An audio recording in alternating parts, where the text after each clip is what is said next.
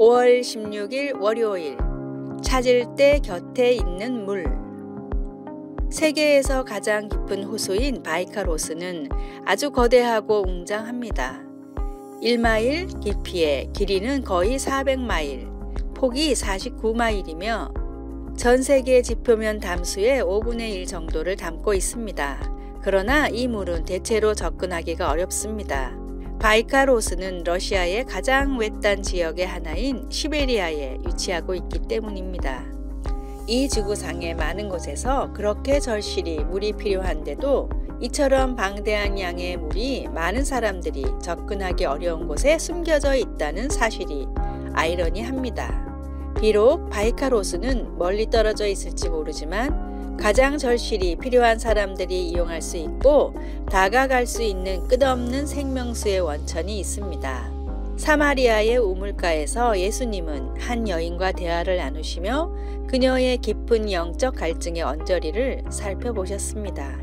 그녀의 마음속 필요를 채워줄 해결책이 무엇이었을까요? 바로 예수님이셨습니다. 많은 것들이 만족을 준다고 약속하지만 어느 것도 우리 마음의 갈증을 완전히 해소시켜주지 못합니다. 예수님만이 진정 우리의 영적 갈증을 채워줄 수 있습니다. 그리고 주님의 공급하심은 누구나 어디서나 누릴 수 있습니다. 말씀, 내가 주는 물을 마시는 자는 영원히 목마르지 아니하리니. 요한복음 4장 14절. 찬송 526장 목마른 자들아. 기도. 하나님, 생명을 주시고 삶의 목적과 의미를 주시니 감사합니다. 하나님과 당신의 사랑 안에서 진정한 만족을 찾을 수 있도록 가르쳐 주소서. 아멘.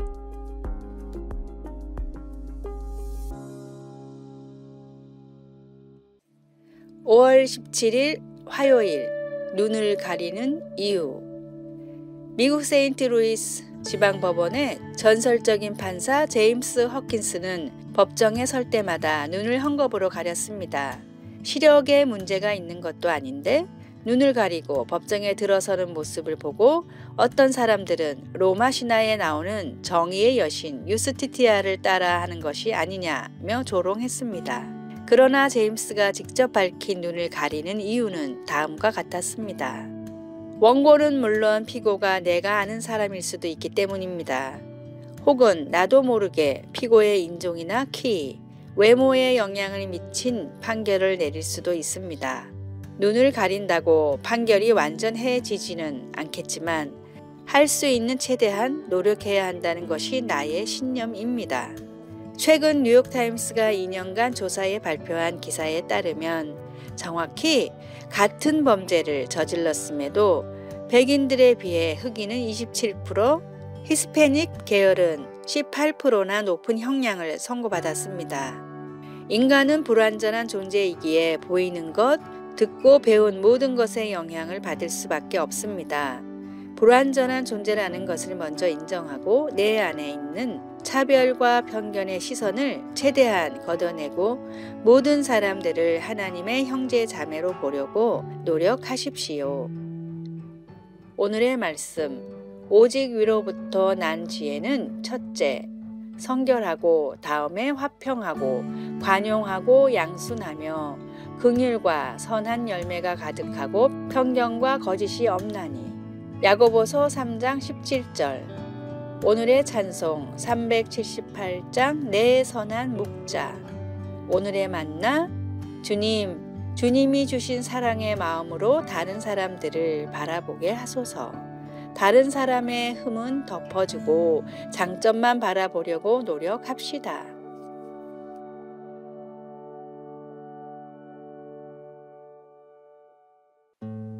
(5월 18일) 수요일.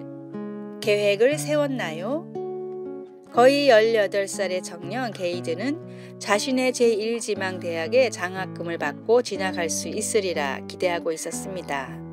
그는 고등학교 캠퍼스 사역에 참여했으며 새로운 환경인 대학에 가서도 비슷한 사역에 참여하길 바랐습니다.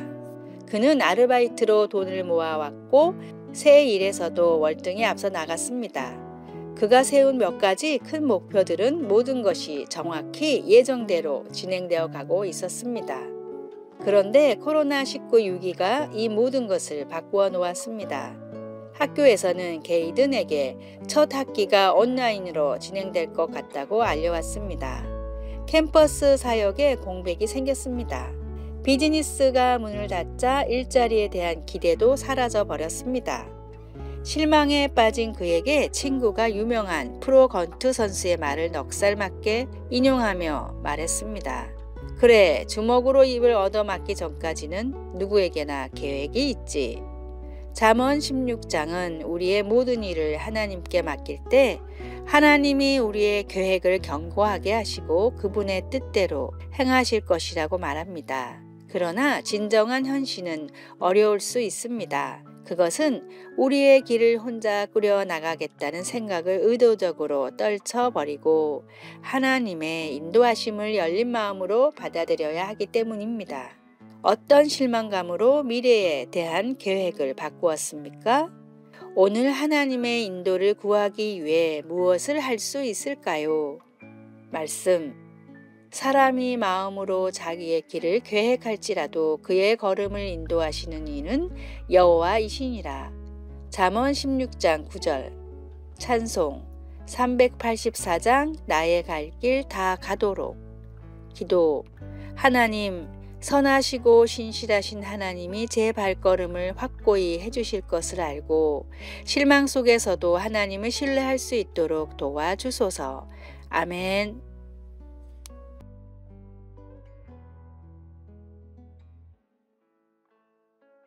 5월 19일 목요일 3개월의 감사. 미국 시카고에서 활동하던 화가 솔맨은 한창 활동하던 젊은 나이에 결핵에 걸렸습니다. 작품도 인정받고 결혼까지 해서 곧 태어날 아기까지 있던 솔맨은 큰 시리에 빠졌습니다. 의사는 임파선에 문제가 있어 솔맨이 길어봤자 3개월밖에 살지 못한다고 말했습니다. 몸이 아픈 것보다 아내와 태어날 아기에 대한 죄책감에 슬퍼하는 솔맨에게 하루는 아내가 이렇게 말했습니다. 우리 남은 3개월을 하나님의 선물이라고 생각해 보면 어떨까요? 하나님도 사람도 원망하지 말고 우리 3개월을 행복과 감사로 채워봐요. 아내의 위로는 솔맨의 마음을 움직였고 이때부터 솔맨은 아내와 행복한 시간을 보내려고 노력하며 남은 시간에는 말씀을 묵상하며 예수님의 초상화를 그렸습니다. 이때 솔맨이 완성한 머리 대신 그리스도라는 작품은 엄청나게 유명한 작품이 됐고 솔맨이 살아있을 때만 500만 부 이상이 팔렸습니다. 더 놀라운 사실은 3개월이 한참 지나도 솔맨은 죽지 않았고 오히려 병이 깨끗하게 나아 76살까지 살았습니다. 예수님을 믿고 구원받았다는 사실만으로 우리는 최고의 복을 받았습니다. 그 놀라운 축복으로 인해 불평과 불만이 아니라 감사와 축복으로 남은 삶을 채우십시오. 오늘의 말씀.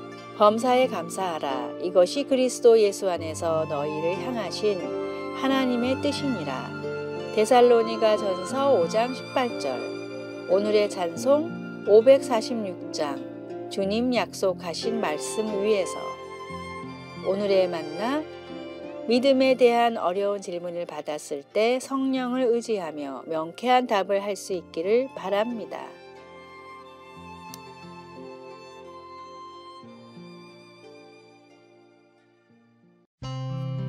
5월 20일 금요일 성경 말씀을 기반으로 정리한 7가지 지혜로운 대화 방법.